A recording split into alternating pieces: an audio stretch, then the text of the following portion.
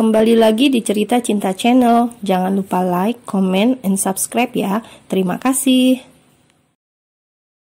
Pemakaman Nenek Zahra sudah usai malam itu juga. Bahkan di mansion langsung digelar acara yasinan, mendoakan kepergian Nenek Zahra. Para pengawal keluarga Malik bekerja ekstra untuk melindungi mansion dari membludaknya orang-orang yang berbela sungkawa. Bahkan orang-orang dari kalangan menengah ke bawah yang pernah dibantu Nenek Zahra pun berbondong-bondong ke mansion itu. Tak peduli jika hari sudah malam, mereka tetap di sana membacakan surat Yasin meski berada di pinggiran pagar mansion.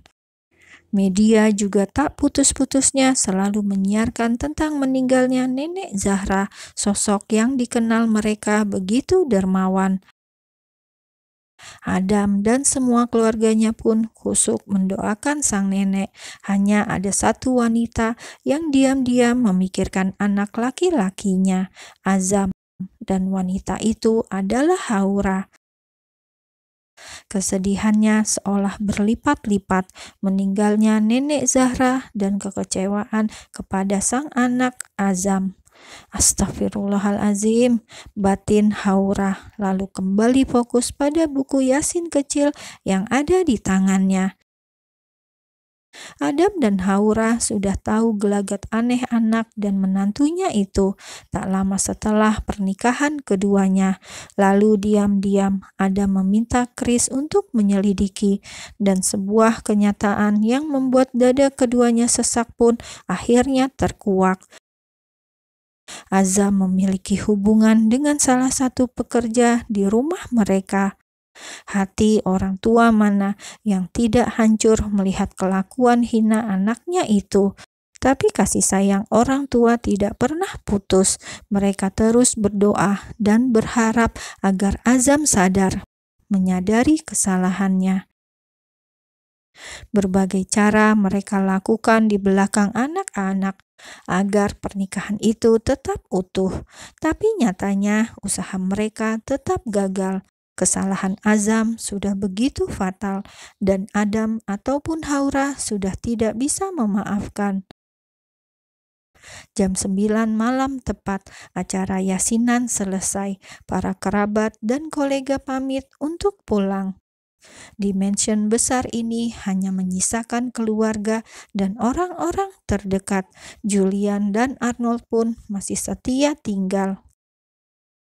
Masih bersimpuh di atas karpet tebal di ruang keluarga, Adam akhirnya buka suara. Setelah cukup lama hanya ada hening di tengah-tengah keluarga Malik.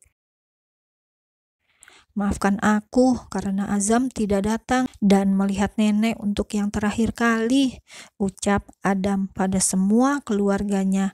Hingga kini pun Azam belum juga pulang dan tidak bisa dihubungi. Ben hanya bisa menunduk dan duduk di bagian paling belakang. Adam mengambil jeda lalu kembali berucap, "Agra, maafkan aku," ucap Adam pula, membuat Agra menatap lekat ke arahnya. Juga Sarah yang terus memperhatikan. Sedari tadi sudah menjadi pertanyaan di benak keduanya tentang ucapan Adam sebelum menguburkan sang nenek. Tentang ketidakdatangan Azam kini dan seorang wanita yang entah siapa. Agra tidak menjawab apapun, masih menunggu penjelasan Adam selanjutnya. Adam kini menoleh ke arah menantunya yang masih menangis. Bella, Zura, Agatha, dan Alessa duduk berdampingan dan saling memeluk dengan derai air mata. Masih terekam jelas bayangan sang nenek di benak mereka berempat. "Bella," panggil Adam pelan, membuat Bella pun menatap ke arah sang ayah mertua. Ia pun menghapus air matanya agar mereda. "Kamu tahu di mana Azam sekarang?" "Jawablah, Nak," ucap Adam. Sebuah pertanyaan yang membuat Bella tersentak. Sejenak ia melupakan sakit hati yang ditorehkan oleh sang suami. Namun kini kembali terasa sakit dengan begitu jelas. Katakan sayang, katakan yang sejujurnya. Ibu dan ayah sudah tahu semuanya. Biarkan Papa Agra dan Mama Sarah juga tahu. Haura pun buka suara, meski dengan suara yang serak. Aida yang duduk di sebelah Haura dan tidak tahu apa-apa pun jadi bingung. Dia hanya bisa merangkul pundak kakak iparnya itu agar tenang. Nampak jelas olehnya wajah Haura yang pias. Bella diambang kebingungan, namun sakit hati yang ia rasakan membuatnya tidak bisa diam. Akhirnya Bella mengatakan semuanya tentang rumah tangganya dan Raya, juga tentang keputusan akhirnya. "Aku akan menggugat cerai Azam, Bu. Maafkan aku," ucap Bella lirih pada sang ibu mertua, mengakhiri ucapannya dengan derai air mata. Zura dan adik-adiknya langsung memeluk Bella erat. Dan Agra mengepalkan tangannya kuat. Ia tidak terima anaknya diperlakukan seperti ini. "Kenapa baru sekarang kamu katakan, Nak? Harusnya sejak dulu kamu beritahu Papa," bentak Agra. Marah dan kecewa kini menguasai hatinya. Haura makin menangis, juga Sarah.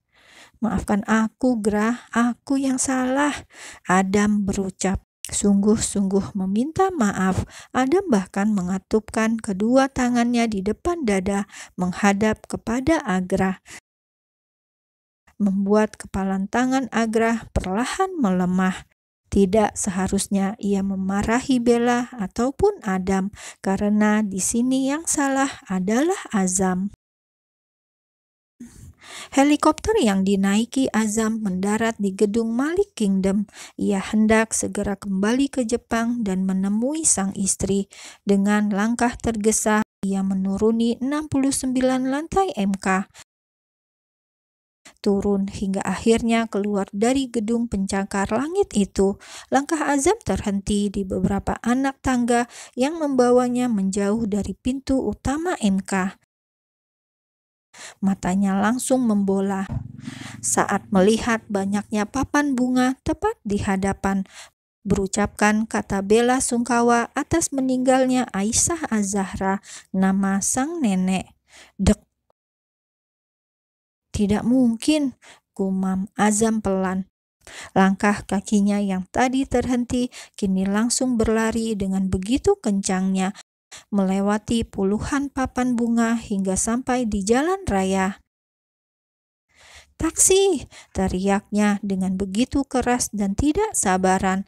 Secepatnya dia harus pulang. 15 menit dalam perjalanan, akhirnya Azam sampai di mansion sang nenek. Kegundahannya makin jadi saat melihat papan bunga itu juga memenuhi rumah sang nenek. Dengan langkah kakinya yang bergetar, Azam masuk ke sana. Sontak semua pelayan menunduk hormat, pelayan yang menggunakan pakaian hitam lengkap. Suasana mansion nampak sepi dan Azam terus melangkah. Hingga langkah kakinya terhenti di ruang tengah dan mencuri perhatian semua orang yang duduk di sana. Azam melihat Bella yang menggunakan hijab berwarna hitam, memalingkan wajah dan tak sudi menatap kedatangannya. Lalu Azam melihat semua keluarganya satu persatu, ayah, ibu, dan semuanya yang menatapnya dengan tatapan entah. Tapi satu yang Azam yakini, nenek sudah meninggal, batinnya pilu.